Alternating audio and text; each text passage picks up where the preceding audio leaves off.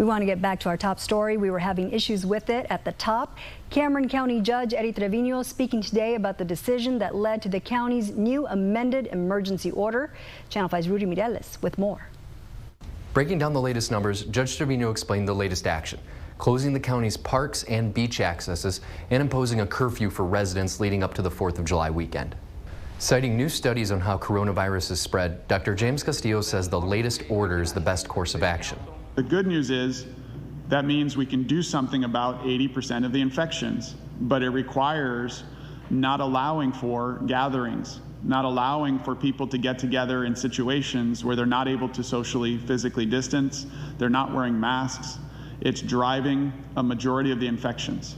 Judge Trevino echoed that statement. Responding to critics of the new order, the judge said the few residents not following the recommendations have led him to act for the safety of those who are. The last thing I wanted to do was see huge groups of individuals this weekend at the beach.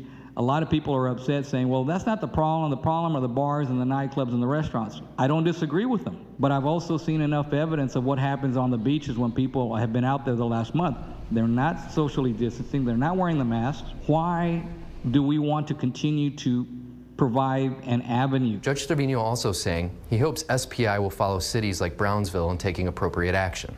That would be my preference. I respect Mayor McNulty and the City Council of South Padre. I know they have their own decision to make, and I know they're under a lot of pressure from different interests, valid interests on both sides of the coin.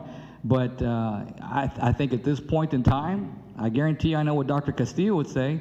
We need to slow this down. We need to do what we can to slow this down.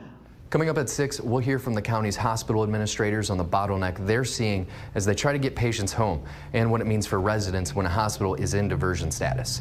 In Brownsville, Rudy Mireles, Channel 5 News at 5.